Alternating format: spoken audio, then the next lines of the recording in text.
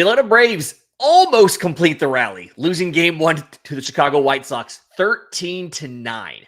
Let's talk about it. This is the Braves Postcast, your instant game reaction for the Atlanta Braves. Part of the Locked On Podcast Network, your team every day.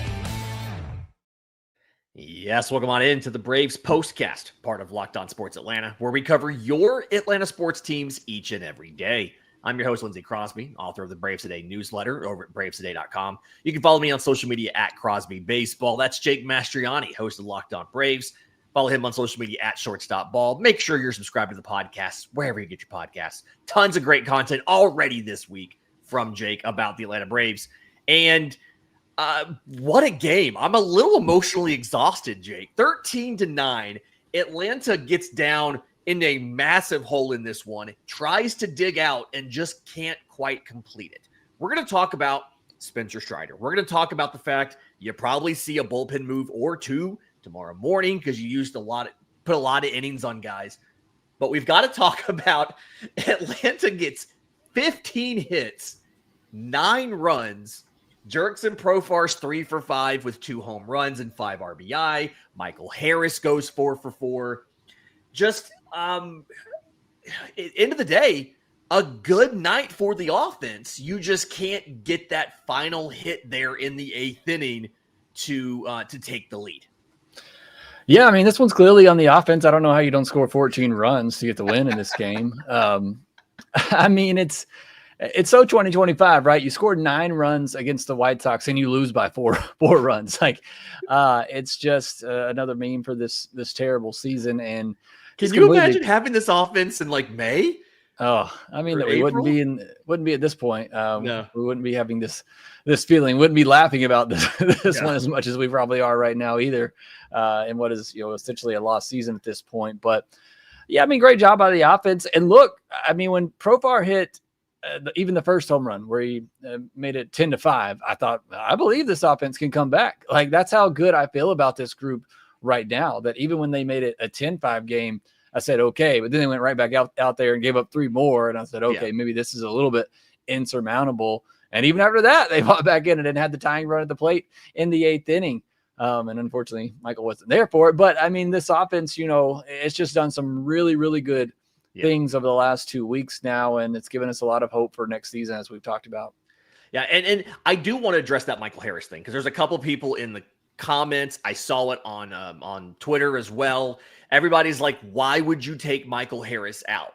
Because it was an 8-run game at the time. And Atlanta usually does this with Ronald Acuna Jr., right? No. I mean, it's a blowout. They take him out of the game. Eli White goes in there. This is just something that, like, you had no way to know, especially if you've been watching the Atlanta Braves for 100-something games this year, that an 8-run deficit could be something you could come back from. There's been entire series where the Braves haven't scored 8 runs. So I think it makes, like, I understand why they do it. I was texting you. I was a little bit surprised that it was Harris instead of somebody else. But if you think about it, he's kind of your hottest hitter right now. And so, like, I absolutely understand the decision. I don't know if Harris is the guy I would have taken out, but most MLB managers are making that move at that point, and taking Michael Harris out of the game is not the reason Atlanta lost. I mean, it didn't help, but that's not the reason Atlanta lost the game.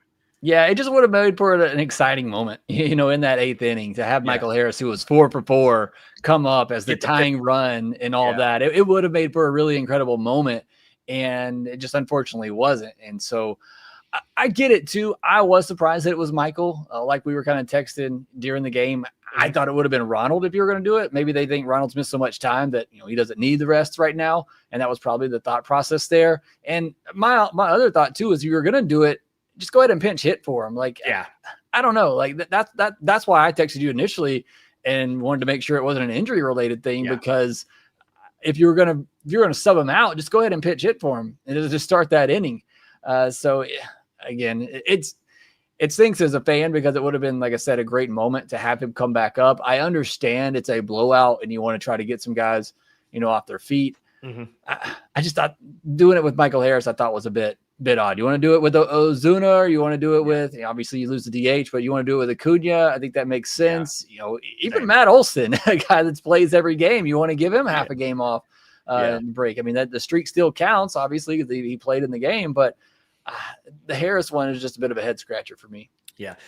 This is what I want to address in the chat, and I don't mean to single this person out, and I apologize, but somebody said Bobby never took Chipper out.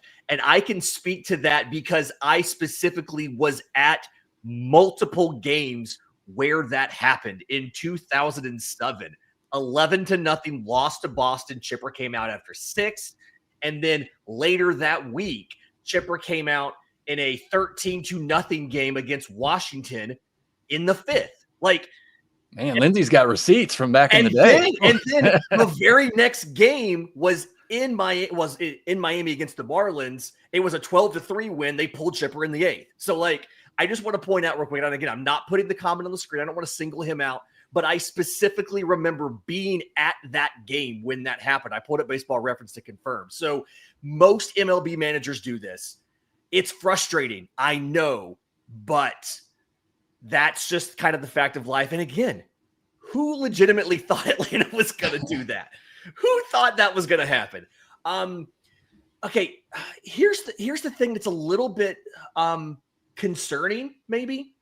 Drake Baldwin went 0 for 5 tonight. And I know that there was a lot of conversation, we had it too, about Drake Baldwin not playing over the weekend. And he gets back in the lineup and he goes 0 for 5. I think, I don't know if this is just he hasn't played enough recently and he's a little out of the timing's off, or if this is just he's having a little tiny bit of a slump right now, and it coincides with Isaac Collins getting hot, and that's why Isaac Collins passed him in Rookie of the Year odds. Yeah, I mean, it's hard to know. Had a 104.6 tonight, ground out, but the rest of it was kind of just weak contact. Like his hips were kind of flying open a little bit to me, which he always kind of does that. Yeah. And that's why I wasn't nearly as high on him as a prospect, just because that's always bothered me about his swing a little bit. Mm-hmm. He kind of opens up a little bit too early, in my opinion, but obviously he got great results and he's a major league hitter. But I think it's probably just the fact that it's a long season. I know they talked about this on the broadcast too. I mean, it's a young guy. It's a catcher who's been playing pretty much every day up until this past week for the Braves. And it's probably just maybe getting a little bit tired and seeing that some. So probably just a little bit of a cold stretch here for Drake Baldwin. Nothing to really worry about long-term, but does certainly hurt because you got guys like Isaac Collins that are playing every day. And, Baldwin's at least going to sit out one of every, 3 to 4 days, and you fall behind in that race as a catcher. It's kind of hard to make that ground up. Yeah, absolutely. All right. In just a second, let's talk about the pitching. Let's talk about Spencer Strider. We'll do all of that next right here on the Braves Postcast. This episode is brought to you by Prize Picks, a daily fantasy platform that lets you turn your football predictions into real rewards. Preseason's already heating up, and college football isn't far behind. Whether you've got your eye on big-name quarterbacks or breakout running backs, Prize Picks makes it easy to get in the game. You might have some strong feelings on the Atlanta Falcons. Is this the year that Kyle Pitts finally figures it out? Is he a bust and they need to move on? Guess what? Prize Picks is simple to play. Just pick more or less on 2 to 6 player stat projections. You can make a pick on whether or not you think Kyle Pitts is the guy or not. If you get your picks right, you can cash in and win up to 2,000 times your money. So download the Prize Picks app today. Use code LOCKEDONMLB to get $50 in lineups after you play the first $5 lineup. That's code LOCKEDONMLB to get $50 in lineups after your first $5 play. Prize Picks, run your game. Today's episode is also brought to you by our friends at FanDuel. August 26th is officially FanDuel Futures Day, a brand new holiday for football fans who live for bold predictions and preseason hunches. For just 24 hours, FanDuel is giving you deals on NFL season predictions. So whether you're calling your MVP, eyeing a long shot division winner, or you're ready to crown your Super Bowl champ before week 1 even kicks off, this is your moment. So visit the FanDuel app today and start planning your futures bets now, because Futures Day is one day and one day only. FanDuel, play your game. Okay, so Spencer Strider, we thought the last start was bad. 3 innings, 10 hits, 7 runs, 1 walk to 2 strikeouts, and gives up 2 home runs. He was obviously frustrated, and I think it was because while he did throw some pitches kind of middle, a lot of the home runs were not terrible pitches, and they just still got lit up. I think the first home run was like an up and away fastball at like 97, 98 that they went up and got. And so, I mean, it feels like he did a pretty good job, at least anecdotally, of not leaving too much stuff in the middle of the plate other than a slider or two. Like, I know one of the sliders, Mike Talkman ripped it. But like, other than that, he did a pretty good job of not sitting in the heart of the plate, but it didn't matter. And they just continued to light him up. Is this just he's going to keep doing this, get to the end of the season, give him a full off season to get right? Yeah, I mean, my comments are probably going to be pretty similar to after the last time he pitched. I think it is just keep him healthy to the offseason and let him just have a full regular offseason to prep. I am not worried. Even after this, I'm still not worried about Spencer Strider long term. But clearly something is off right now. I mean, we can point to the lack of command, and that certainly is an issue. But as you said tonight, I mean, there weren't necessarily terrible pitches, and they were still hitting off of him. And so that's maybe even more concerning. I mean, his last 3 starts, he's given up an 11, 8, and 10 hits. That's more than just mislocation right there. Something else is off. I don't think it's tipping pitches, Lindsay, when you throw 2 pitches. So I don't know that that's the case, but something's clearly off with Spencer Strider. And even in this one, his velocity was up on his yearly average. So you can't really point to that either.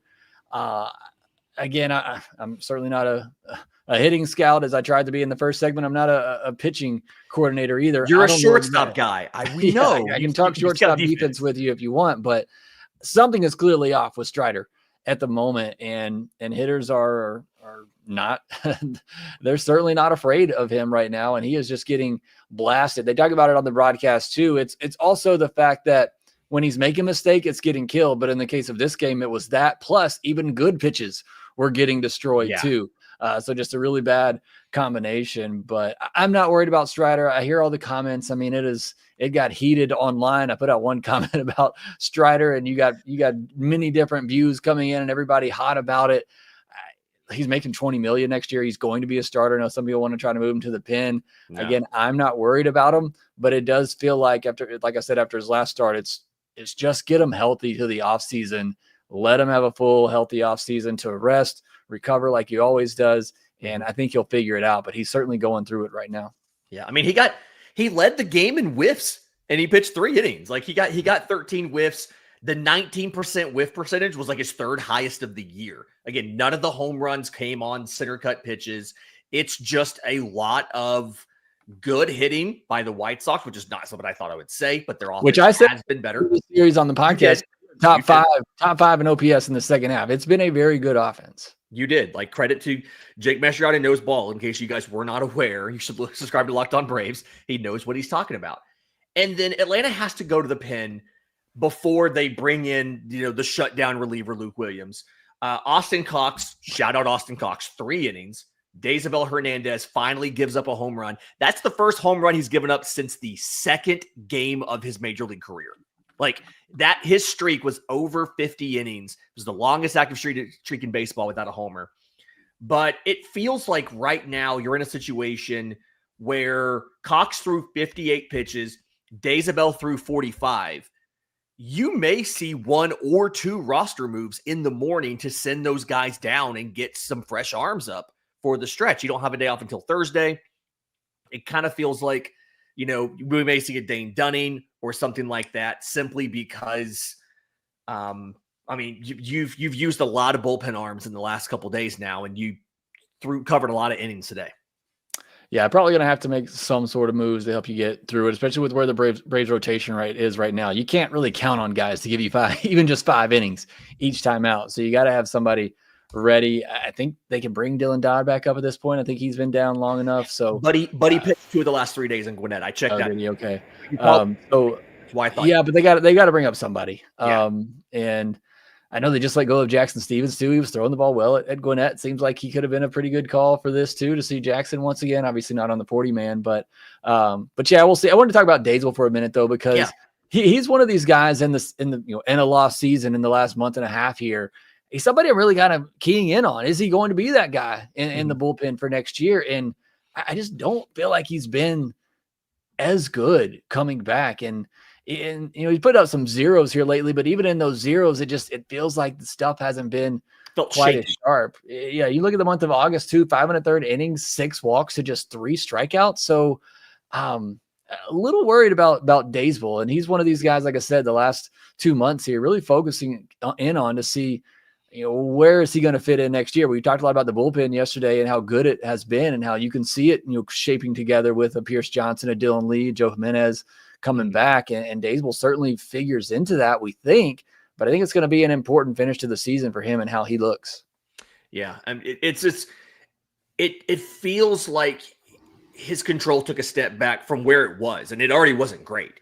And I don't know if that's just the fatigue of a season or, what else is going on there. I am confident that he'll figure it out eventually, but got to kind of work that out. And then at some point in time, you got to go ahead and give Luke Williams the closer role. He's been he's been fantastic.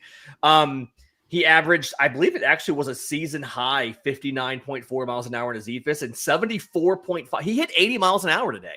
So shout out Luke Williams. I love that we're having to celebrate that. That's the kind of season Atlanta's had. Tomorrow, it's going to be better. You got Shane Smith going against Bryce Elder at 7:15. So last time out for Elder wasn't bad. You never really know here. But do us a favor. If you're listening on audio, leave a 5-star review, Apple, Spotify. Kind words, that'd be great. Words of affirmation is what they're called. If you're watching on YouTube, subscribe to both Locked On Braves and Locked On Sports Atlanta. Jake told you what was going to happen in this series with Chicago's offense, so you should have watched that. Going to have more great content coming all week, as well as Locked On Sports Atlanta talking about the Falcons as we get that much closer to the NFL regular season. But again, this is 13-9. Braves can't complete the comeback over the White Sox. We are back tomorrow. For Jake Mastroianni, I'm Lindsay Crosby. This has been the Braves Postcast.